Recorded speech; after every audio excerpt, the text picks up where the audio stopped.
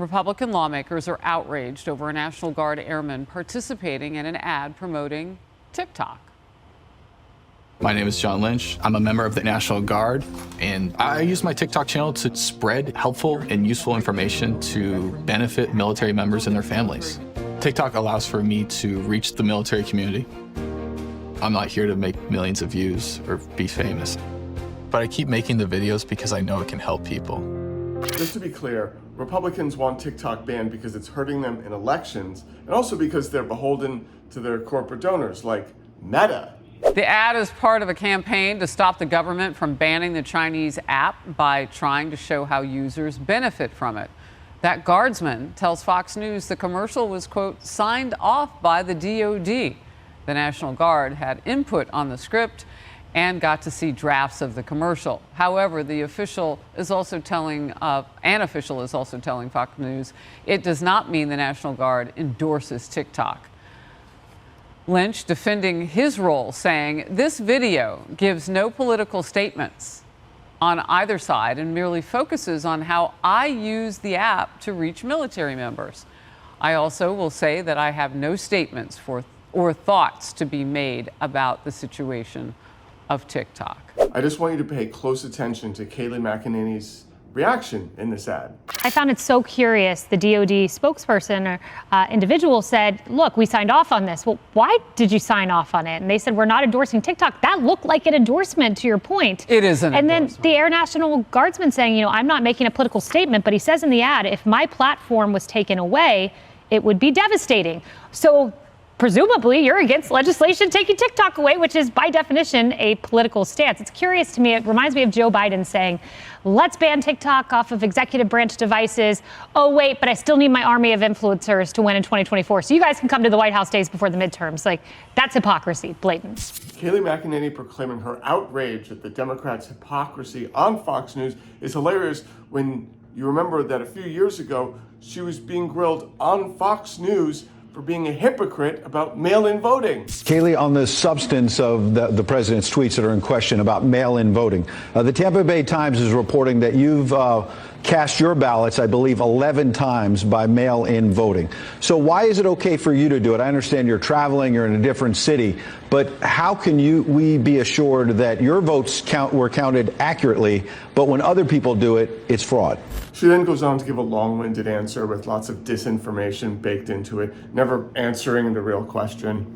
The president's been very clear. Every American is entitled to vote the way that I did. If you are someone who's working out of state, but your domicile is in a different state, you are absolutely entitled to request an absentee ballot and to cast your ballot by mail. I'm entitled to that. The average viewer watching is entitled to that. The president has no qualms with that. He's for absentee voting for a reason. What he's not for is mass mail-in voting, what Nancy Pelosi is asking for, which we know is subject to fraud, where automatically the state sends to all of its voter rolls a ballot, where in LA County you have 112% of the population registered. Ask yourself how that happens. And 112% of the population gets a ballot. Well, that leaves 12% subject to fraud, at least 12%. So that's what he's against. He's not against the average everyday American who has a reason for casting their ballot to get an absentee and cast in that manner. The irony is that in both of these situations, Kayleigh McEnany is trying to get less people to come out and vote, because the more people coming out to vote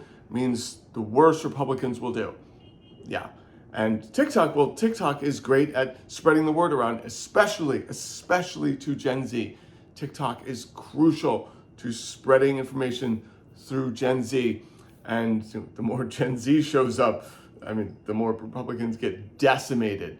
New data has come out from the 2022 election that tells us that 77% of Generation Z voters said they voted for a Democratic candidate for Congress last year versus only 21% who said they voted for a Republican. So we've got a 77 to 21% split between Generation Z voters alone. And of course, millennials, maybe not that extreme, but still overwhelmingly vote for Democrats. Those two blocks combined now make up the largest voting bloc in the United States, outnumbering the baby boomers, which happens to be the largest voting bloc for the Republicans. So there you have it. I just can't imagine why they would want to ban TikTok.